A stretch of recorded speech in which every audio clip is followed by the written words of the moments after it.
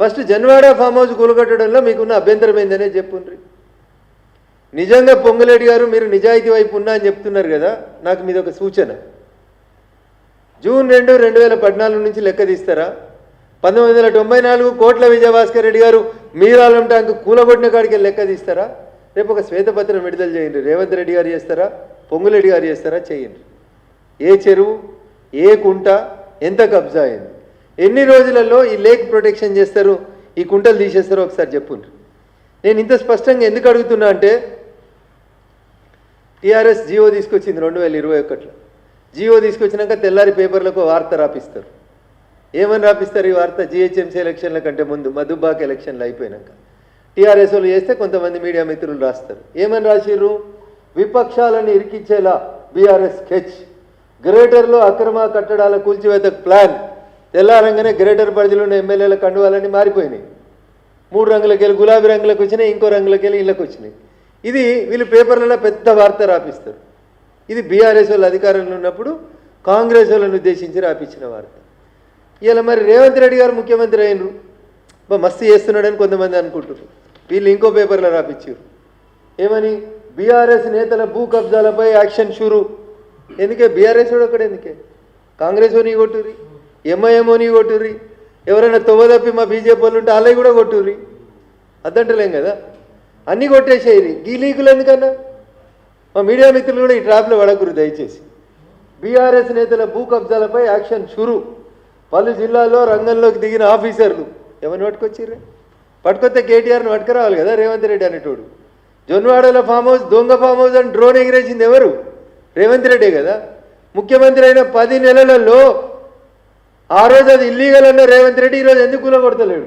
ఇగో కేసుల నమోదు, కూల్చివేతల ప్రారంభం, ఖమ్మంలో బీఆర్ఎస్ కార్పొరేటర్లపై కేసు, సూర్యాపేటలో 14 మంది గులాబీ నేతల కబ్జాలపై ఎంక్వైరీ, నిర్మల్ సిద్దిపేటలో భూ ఆక్రమణలపై విచారణ. అంటే ఈడున్న ఎమ్మెల్యేలు తెల్లారి కండువాలు మార్చుకోవాలనా? ఎందుకు ఈ వార్తలు? ఆ సారాంశం ఏంది? బీఆర్ఎస్ వాడు ఒకడు గులగొట్టలే, వీళ్ళు గులగొట్టలే, ఇంకొక పేపర్ రాసింది. ఎంత మంచి వార్తలు రాస్తారు. గులాబీ నేతల భూదందాలపై ఫోకస్. ఎందుకని ఒక గులాబీ 3 రంగులలో కూడా చేయరు, 2 రంగులలో కూడా చేయరు, ఆకుపచ్చోళ్ళే చేయరు, పసుపచ్చోళ్ళే కూడా చేయరు. ఏ రంగును ఎందుకు వదిలిపెడతారన్న? భూమికి రంగేముంది, చెరువుకి రంగేముందన్న. వీళ్ళు ఏం రాసిర్రు? మాజీ మంత్రి, మాజీ ఎమ్మెల్యేపై కేసులు. మరి ఎందుకు అరెస్ట్ చేస్తలేరు? ఎందుకు చేస్తలేరన్న? ఇట్లా రాసుకుంటా కండువాలు మార్చమని బెదిరించుకుంటా హైదరాబాద్లో ఉన్న ఎమ్మెల్యేలను ఇచ్చేస్తారు. ఇది ఎన్కన్వెన్షన్ వార్త. ఆ చెరువు పేరు ఇది. 4 ఎకరాలు కబ్జా అయిందని వచ్చింది.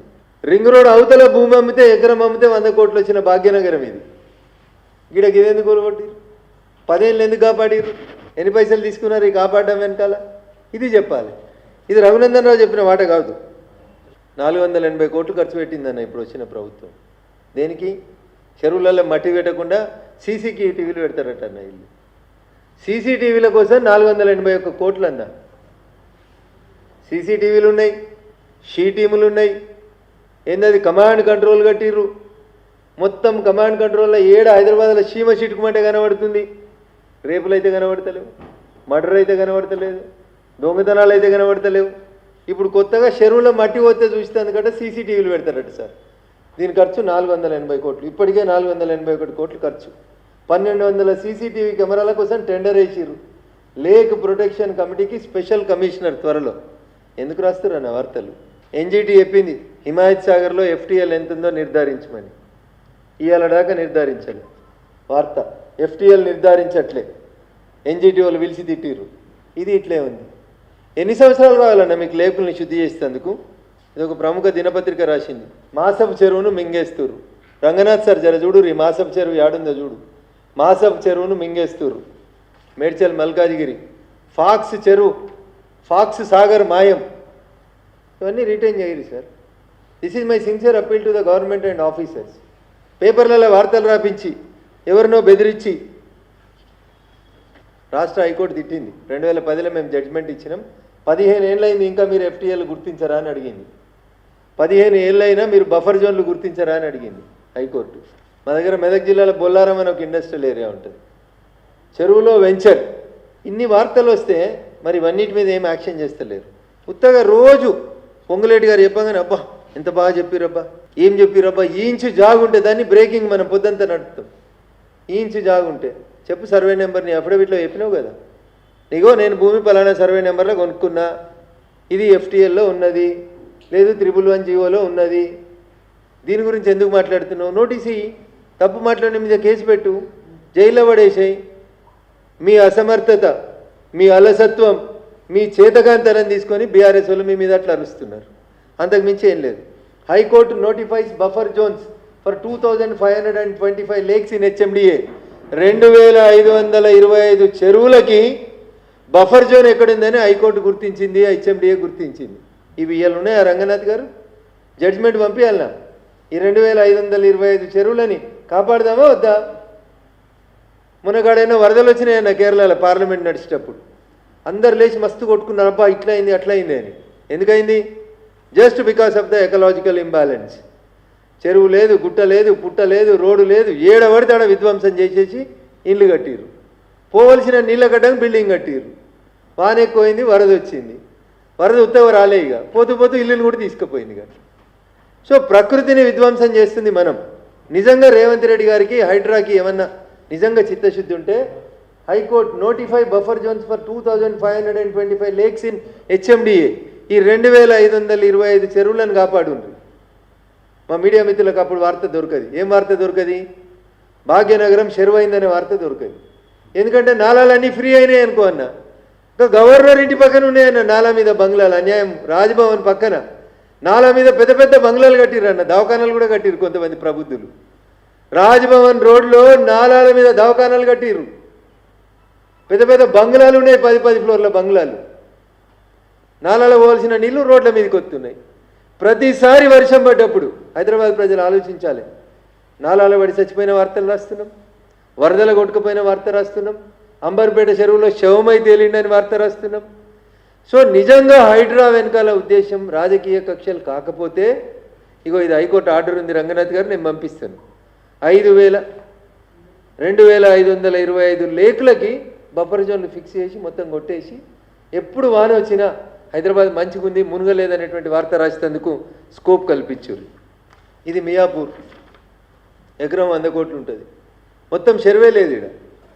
హైదరాబాద్ సెంటర్లో మీరాలం చెరువు ఎట్లా పోయిందో మియాపూర్ సెంటర్లో ఉంటుంది చెరువు, మియాపూర్ చెరువు. మొత్తానికి చెరువే లేదన్న ఇప్పుడు వచ్చి చూస్తే. జస్టిస్ ఈవి వేణుగోపాల్ గారు ఈనాడులో ఒక వార్త వస్తే దీని మీద స్పందించి రాష్ట్ర ప్రభుత్వానికి ఒక ఉత్తరం రాస్తారు. రఘునందన్ రావు లాంటి మాట్లాడితే రాజకీయం అనుకుంటారని ఒక జడ్జి గారు రాసిరు, జస్టిస్ ఈవి వేణుగోపాల్ గారు. చెరువుల కబ్జాలతో ముప్పే. నేను ఇలా ఒక వాయనాడు గురించే మాట్లాడదలుచుకోలేదు. వాయనాడులో ప్రకృతిని మీరు విధ్వంసం చేసి ప్రకృతికి నేచురల్ స్ట్రీమ్స్కి అడ్డంగా ఇల్లు కడితే వాయనాడులో అంతమంది మన కళ్ళ ముంగట కొట్టుకుపోయారు, అన్ని ఇల్లు పోయినాయి.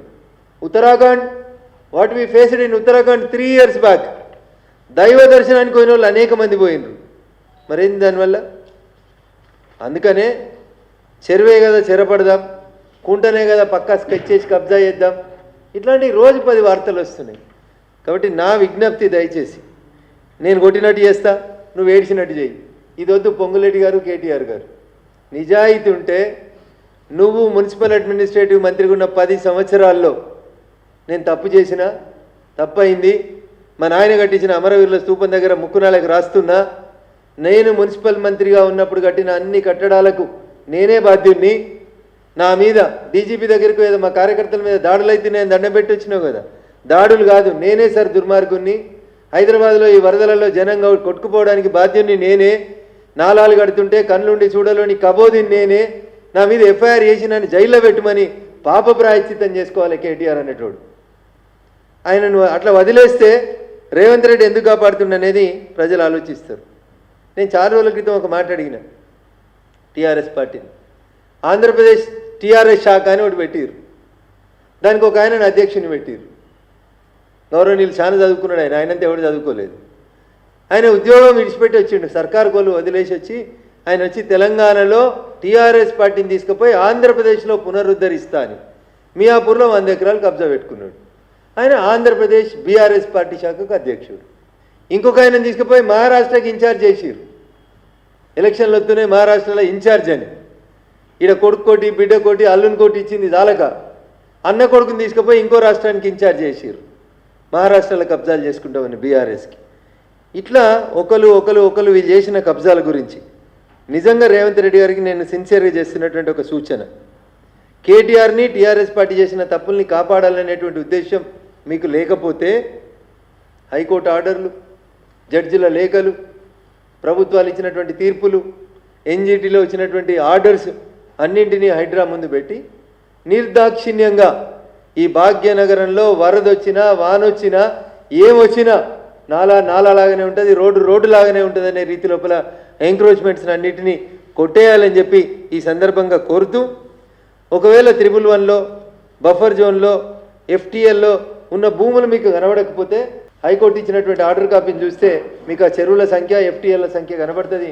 దయచేసి ఒకసారి వాటన్నింటిని బయటికి తీయాలని, ఈ కూల్చివేతలు ఒక కన్వెన్షన్ మీద చేసి హీరో మీద చేసిరని, రేపు మాపు మల్లారెడ్డి ఇంజనీరింగ్ కాలేజీలోకి పోతే మల్లారెడ్డి ప్రతిపక్ష ఎమ్మెల్యే కదా అని ఇట్లా మాట్లాడొద్దు కేటీఆర్ గారు. మల్లారెడ్డి గారు కట్టిన రఘునందన్ రెడ్డి కట్టిన మురళీధర్ రెడ్డి గారు కట్టిన చేయాల్సింది ఏంది? చెరువులో కడితే కూలగొట్టాలి. కూలగొట్టని పాపానికి శిక్ష ఎవరికి వేయాలంటే కేటీఆర్కి వేయాలి. ఫస్ట్ అర్జెంటుగా అరెస్ట్ చేయాల్సింది, మొదటి ముద్దాయిని చేయాల్సింది ఈ చెరువుల ఆక్రమణలకు అన్నింటికి ఎవరంటే మున్సిపల్ అడ్మినిస్ట్రేటివ్ మినిస్టర్గా 10 సంవత్సరాలు పనిచేసినటువంటి కేటీఆర్ గారిని అరెస్ట్ చేయాలని ఈ రాష్ట్ర ప్రభుత్వానికి నేను డిమాండ్ చేస్తాను. Thank you.